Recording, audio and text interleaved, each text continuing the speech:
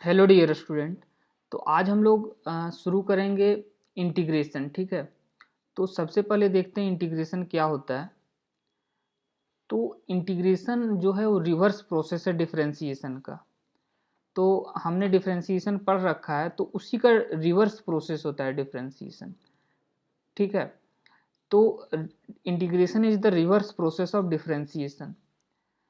तो जैसे एक कोई फंक्शन जी एक्स है, एक कोई फंक्शन जी एक्स है, ठीक है, और इस gx का डिफरेंशिएशन क्या है, fx है।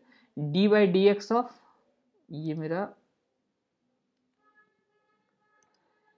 ये ठीक है, तो ये gx का जो डिफरेंशिएशन है वो fx है। तो fx का मेरा इंटीग्रेशन क्या होगा, gx होगा। ठीक है, अगेन रिपीट कर रहा हूँ, gx का डिफरेंशिएशन fx है, D by D x of gx is fx।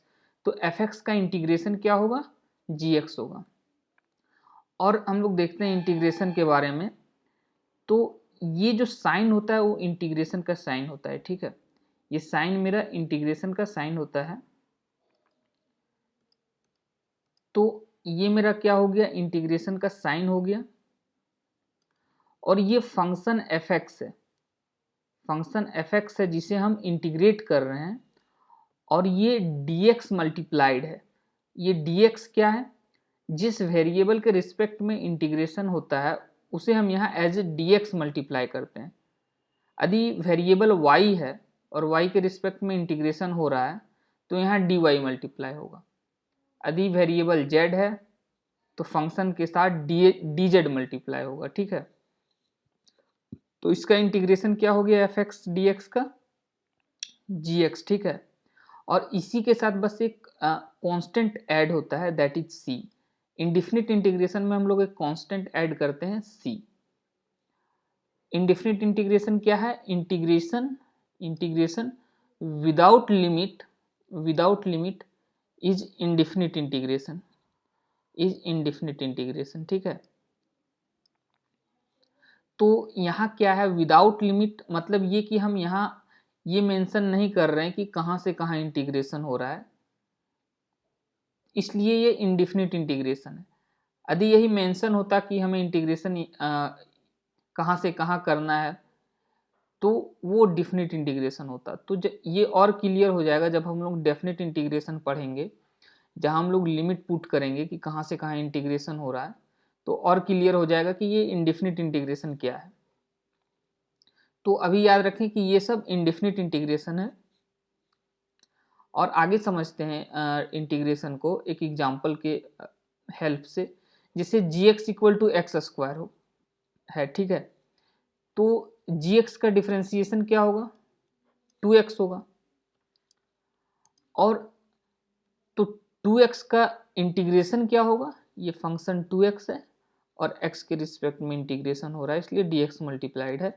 तो 2x का इंटीग्रेशन जो होगा x के रिस्पेक्ट में वो होगा एक्स स्क्वायर होगा। और हम एक कांस्टेंट ऐड करते हैं दैट इज c।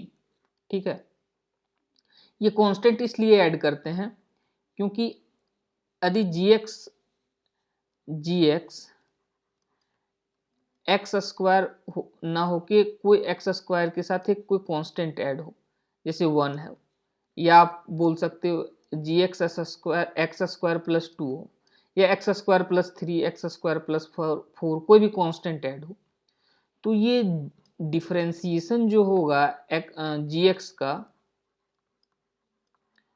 वो क्या होगा, 2x ही होगा।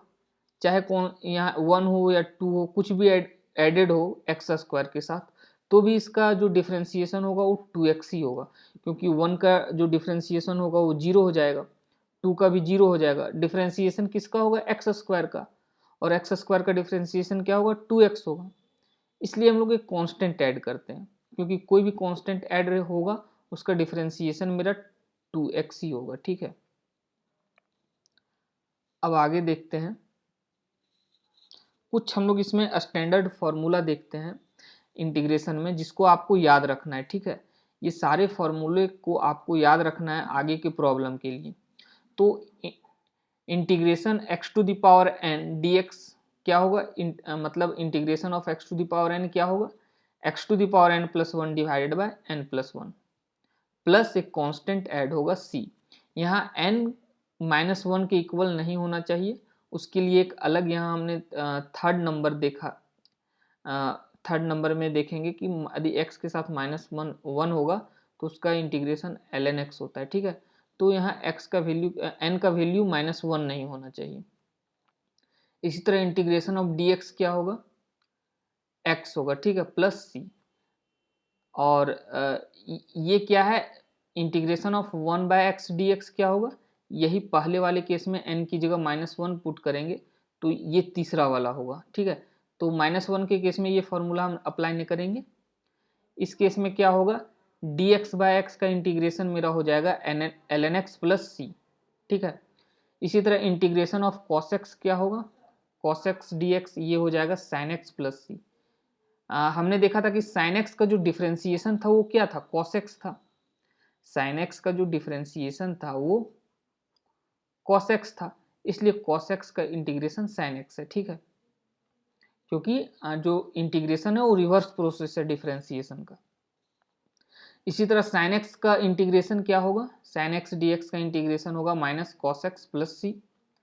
सेक स्क्वायर एक्स का डिफरेंशिएशन इंटीग्रेशन क्या होगा, integral sec square X D X होगा टेन एक्स प्लस सी। हमने देखा था कि टेन एक्स का डिफरेंशिएशन सेक स्क्वायर एक्स था, इसलिए सेक स्क्वायर एक्स का इंटीग्रेशन टेन एक्स है, ठीक है, प्लस एक कांस्टेंट सी।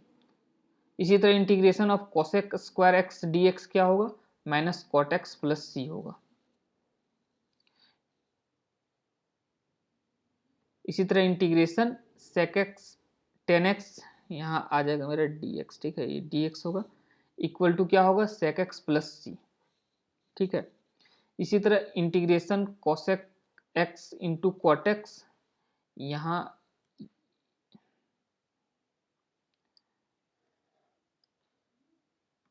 डी एक्स मल्टीप्लाई होगा, वो भूलना नहीं है आपको, ये होगा minus cosec x plus c, ठीक है। इसी तरह e to the power x D x का जो इंटीग्रेशन होगा वो e to the power x plus सी होगा। E to the power x का डिफ्रेंसिएशन भी e to the power x ही होता है, इसलिए e to the power x का इंटीग्रेशन क्या होगा, e to the power x ही होगा। उसी तरह integration a to the power x D x क्या होगा, a to the power x divided by l n e, ठीक है। अब आगे देखते हैं प्रॉपर्टीज ऑफ इंडिफिनिट इंटीग्रल, ठीक है, प्रॉपर्टीज क्या होता है। तो इंटीग्रेशन ए एफ एक्स, यहाँ ये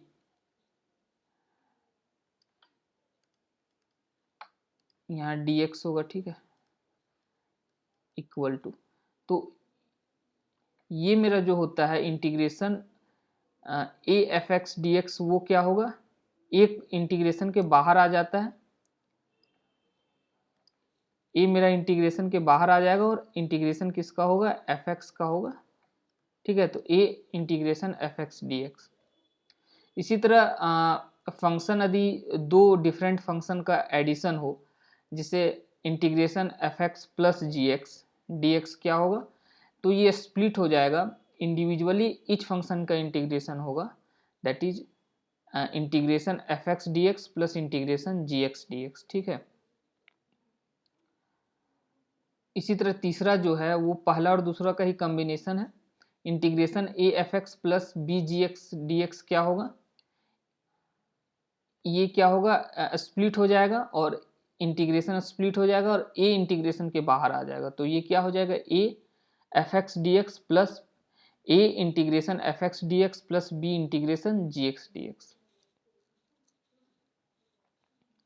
इसी तरह चौथा पॉइंट है, यदि कोई फंक्शन एफ एक्स का integration capital f x plus c है, तो integration f of a x plus b क्या होगा, one by a capital f a x plus b plus c, ठीक है।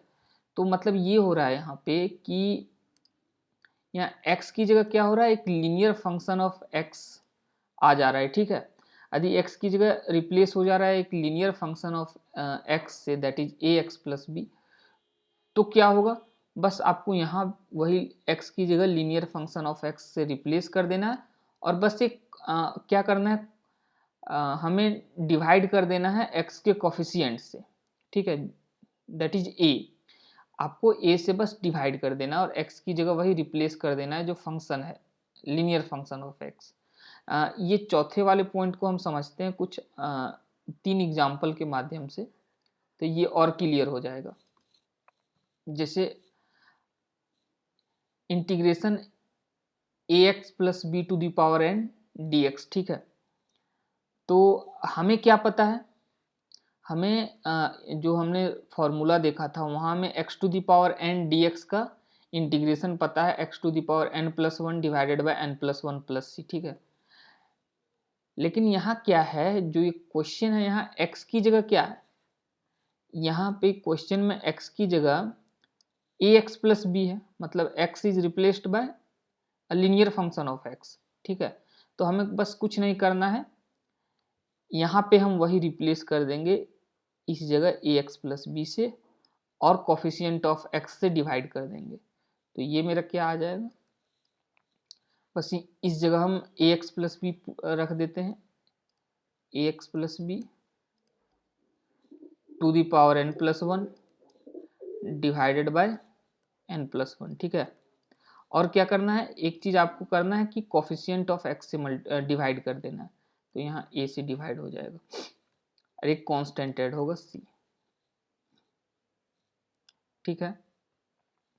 इसी तरह ये है integration dx divided by ax plus B. तो हमें क्या पता है, dx बाय x का इंटीग्रेशन पता है, that is ln x plus C. Again यहाँ जो x है इस क्वेश्चन में x की जगह क्या है, ax प्लस बी। तो कुछ नहीं करना है, x की जगह हम ax प्लस बी रिप्लेस कर देंगे और a से डिवाइड कर देंगे, ये हो जाएगा ln x। और क्या करना है, कोफिशिएंट ऑफ x से डिवाइड कर देना प्लस ये यहाँ, ये मेरा हो जाएगा ln ax plus b, x की जगह ax plus b plus c और a से डिवाइड कर देना है। Similarly e to the power integration of e to the power 3x plus 4, तो हमें क्या पता है, integration of e to the power x dx equal to क्या होता है, e to the power x plus c. ये हमने फॉर्मूला में देखा था। अगेन यहाँ जो x है, x की जगह एक लीनियर फंक्शन ऑफ x है, दैट इज 3x प्लस 4। तो कुछ नहीं, बस यहाँ x की जगह पुट कर देना है 3x प्लस 4 और कोफिशिएंट ऑफ x से डिवाइड कर देना है। तो ये आ जाएगा 3x की जगह 3x plus 4, coefficient of x से डिवाइड कर देना है प्लस सी। तो इस तरह हमने देखा कि इंटीग्रेशन क्या होता है और कुछ स्टैंडर्ड फार्मूला देखा और कुछ ये उसका प्रॉपर्टीज हमने देखा। आगे इसे कंटिन्यू करेंगे कुछ क्वेश्चन के साथ। ओके।